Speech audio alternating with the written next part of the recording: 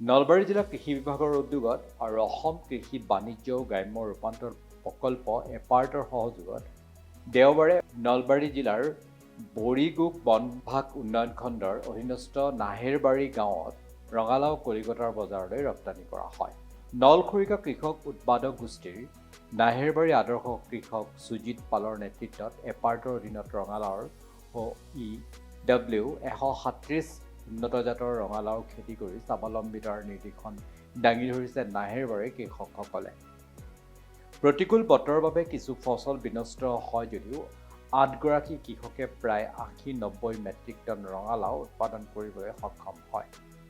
আনহাতে আজি কৃষকসকলৰ ৰঙালাওসমূহৰ ঘৰৰ পৰা উপযুক্ত দৰত বিক্ৰীৰ বাবে এপাৰ্টৰ জিলা মাৰ্কেটিং সমন্বয়ক সত্যেন তালুকদাৰক কৃষকসকলক ব্যৱসায়ৰ লগত সংযোগ স্থাপন কৰি ৰঙালাওসমূহ বজাৰত বিক্ৰী কৰাৰ ব্যৱস্থা গ্ৰহণ কৰি দিয়ে। আজি বজাৰ সংযোগ ব্যৱস্থা আৰু পথাৰ দিৱসত উপস্থিত থাকি উৎসাহ যোগাই নলখৰি কা কৃষক উৎপাদক গোষ্ঠীৰ পৰিচালক সঞ্চালক প্ৰাঞ্জল শৰ্মাই। লগতে আদৰ্শবান কৃষক হৰেকৃষ্ণ পাল, প্ৰদীপ পাল, প্ৰহ্লাদ চৰকাৰ, সুনীল বৈশ্য, ৰমেন বৈশ্য আৰু উদ্যমী পাচলি ব্যৱসায়ী ছফিকুল ইছলাম, ইনজামুল হক আদিও উপস্থিত থাকে। এপাৰ্টৰ ফালৰ পৰা ৰঙালাও বীজ সাৰ দিয়াৰ লগতে দিহা পৰামৰ্শ দি কৃষকসকলক সহযোগ কৰাত কৃষকসকল উৎসাহিত হয় বুলি কোৱাৰ লগতে এপাৰ্ট সমূহ বিষয়া কৰ্মচাৰীক ধন্যবাদ জ্ঞাপন কৰে আদৰ্শ কৃষক হৰেকৃষ্ণ পাল, সুজিত পাল আৰু প্ৰদীপ পালে। উল্লেখনীয় কথাটো হ'ল এইবাৰ কৃষকসকলে তেওঁলোকৰ উৎপাদিত লাওসমূহ নলবাৰী কৃষি বিভাগ এপাৰ্ট আঁচনিৰ কৃষি বিপণী সমন্বয়ক সত্যেন তালুকদাৰৰ সহযোগত উপযুক্ত মূল্যত কলিকতা আৰু গুৱাহাটীৰ বজাৰলৈ ৰপ্তানি কৰে। এইদৰে নলবাৰীৰ নাহেৰীবাৰীৰ কৃষকসকলে দেখুৱাইছে প্ৰকৃত অসমীয়া কৃষি। আমি আজি মোটামুটি 15 টন ৰঙালাও আমি কলিকতাত পঠাবলৈ পঠাইছোঁ আৰু আছে আমাৰ মোটামুটি 100 টন 80-90-100 টন মান হ'ব মাল। আজি আমাৰ ফাৰ্ষ্ট দিন। চৰকাৰৰ ফালৰ পৰাও আমি বহুতখিনি সুবিধা পাইছোঁ আৰু হয়তো আমি আগলৈকে আমি পাই থাকিম। আৰু ধৰক কৃষি বিভাগৰ পৰা আমি ধৰক এই ৰঙালাওটোতো আমাৰ 1 নম্বৰত থাকিল।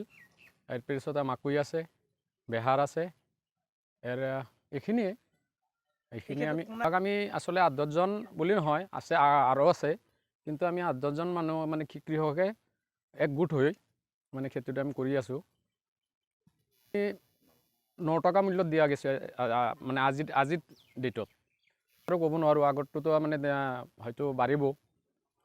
নমস্কাৰ, মোৰ নাম প্ৰদীপ পাল। মই এজন নাহেৰবাৰীৰ যুৱ কৃষক আৰু আমাৰ এগ্ৰিকালচাৰৰ থ্ৰুদি এপাৰ্ট আঁচনিয়ে যিখন আমাক এই যুৱ কৃষকসকলৰ উদ্যোগক যি আঁচনি ধৰি আছে, তাৰে মই আৰু আমাৰ বহু যুৱক এই এপাৰ্টৰ জৰিয়তে কৃষি ক্ষেত্ৰত স্বাৱলম্বী হোৱাৰ দিশে অগ্ৰগতি।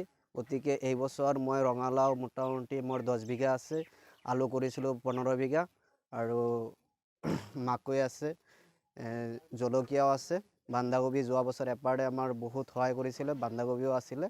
গতিকে এই বছৰ মই আলুত বহুত লাভান্বিত হৈছোঁ। মোটামুটি ভালে পাৰ বিঘাত 40,000ৰ ওপৰত বিক্ৰী হৈছে পাৰ বিঘা। আৰু ৰঙালাও ধৰক আজি মোটামুটি ইয়াতে ৱেষ্ট বেংগলত পঠোৱা গৈছে আৰু গুৱাহাটীও যাই আছে। আমাৰ প্ৰত্যেক দিন গাড়ী ধৰক 3 টন 4 টনকৈ গুৱাহাটী প্ৰতিদিন যাই আছে। আৰু মোটামুটি ৰঙালাও মোটামুটি 90 টন মোটামুটি আছে এতিয়া ষ্টকত খেতিত দিব পৰা। নলবাৰীৰ পৰা দীপু দাসৰ প্ৰতিবেদন, টকশ্বপ 24 ইণ্ডিয়া।